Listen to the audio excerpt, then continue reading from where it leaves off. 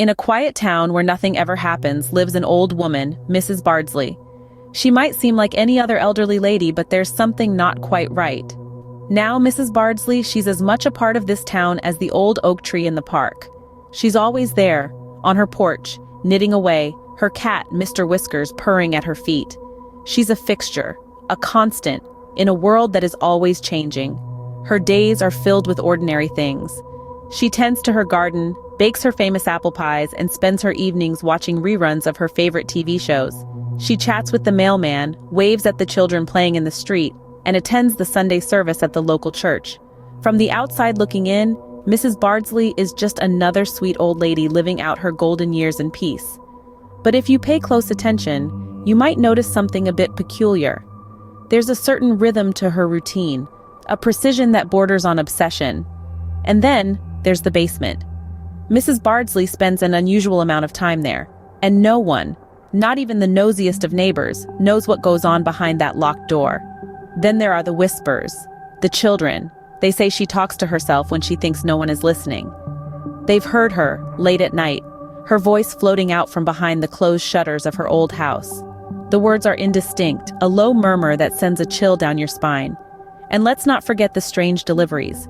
Boxes, large and small, arriving at odd hours.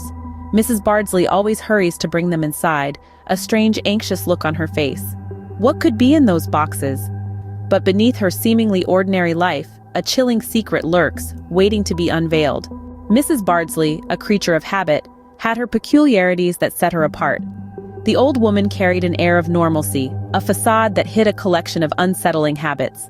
Her everyday life was a carefully choreographed ballet of peculiar rituals, each as strange as the next.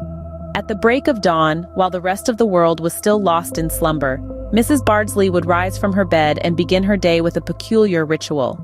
She would methodically arrange and rearrange the furniture in her home, ensuring each piece was in its designated spot. An inch to the left or right was unacceptable. Next came her breakfast routine. An odd concoction of foods, each item meticulously selected for reasons only known to her. A boiled egg with exactly 13 specks of salt, a cup of tea steeped for precisely 9 minutes, and a spoonful of honey collected from a specific breed of bees. In the light of day, Mrs. Bardsley avoided mirrors like a vampire evading a cross. Not once had she been seen gazing at her own reflection. It was as if she feared what she might see staring back at her, a fear that perhaps her true self was something far more sinister. And then there was her fear of the dark. As the sun set, the old woman would light every single lamp in her house, casting away the shadows. She would stay awake, long into the night, her eyes wide open and alert, as if she was warding off some unseen terror lurking in the darkness. Each of these peculiarities painted a picture of a woman who was not quite what she seemed. Her habits were not just eccentricities of an old woman, they were breadcrumbs leading us deeper into the mystery that was Mrs. Bardsley. These oddities were but the tip of the iceberg, mere inklings of the dark secret she carried. As whispers about Mrs. Bardsley's strange behavior began to circulate, the town's curiosity grew into fear. The once warm and welcoming community began to shift. Neighborly nods turned into hushed conversations, and children were ushered indoors when the old woman shuffled past. The townsfolk had always perceived Mrs. Bardsley as an eccentric but harmless lady, known for her peculiar habits and love of cats. However, the whispers were changing their perception, painting a darker, more sinister portrait of the seemingly benign old woman. As the days turned into weeks, the whispers grew louder. More and more tales of Mrs. Bardsley's oddities began to surface. Stories of strange noises emanating from her house in the dead of night, of unusual shadows dancing against her curtains, and of her cats with their eerie, almost human-like stares.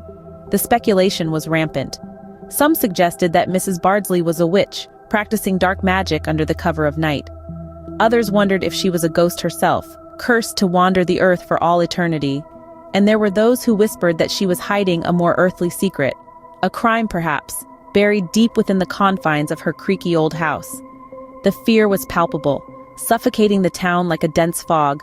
It seeped into every home, every conversation, every thought. It was a fear born of the unknown, of what lurked beneath the surface, of the thin veneer of normalcy that Mrs. Bardsley maintained. Yet, amidst the fear, there was also a sense of anticipation, an unspoken desire to uncover the truth, to bring the mystery to light. For even as they feared Mrs. Bardsley, the townsfolk were drawn to the enigma that she represented. But as the days turned into weeks and the weeks into months, no one was able to peel back the layers of Mrs. Bardsley's life. No one could decipher the woman behind the whispers. The line between fact and fiction blurred, and the mystery deepened. The time had come for the secret to reveal itself, and it was far more terrifying than anyone could have imagined. In the quiet town of Bishop's Hollow, where the only disturbance was the cawing of crows, a secret was being held. A secret so chilling, it could make your blood run cold. This secret belonged to one of its most unassuming residents, Mrs. Bardsley, the sweet old woman who always had a warm smile for everyone, who loved her rose garden, and who seemed to live in a world of her own. But her world was not one of solitude. It was one teeming with voices that echoed from the other side. Mrs. Bardsley, you see, had an uncanny gift, a gift that was more of a burden. She could see and communicate with the dead.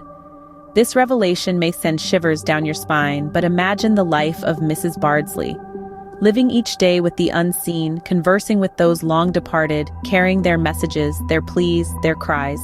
Each corner of her home, every nook and cranny, was a gateway to the afterlife. She didn't ask for this gift. It was thrust upon her when she was just a child, and since then, she learned to live with it, to accept it, to manage it. But it was never easy. The dead can be insistent, demanding, and sometimes terrifying. But Mrs. Bardsley was not one to be easily frightened. She understood them, empathized with their plight. They were lost, confused, seeking closure. And Mrs. Bardsley was their bridge, their link to the world they once knew. There was no exorcist, no medium, no spiritual guide. There was only Mrs. Bardsley, her gift, her curse, her secret. The old woman of Bishop's Hollow, who was more than she appeared to be. In her solitude, Mrs. Bardsley wasn't alone. She was the bridge between the living and the departed. With the secret out, the town's fear gave way to a strange sense of understanding and acceptance. In the aftermath of the revelation, the town of Crow's Hollow found itself in the grip of a peculiar tranquility. The whispers of fear and uncertainty that once filled the air were now replaced by an eerie calmness. The townsfolk, once terrified of the old woman they knew as Mrs. Bardsley, began to see her in a new light.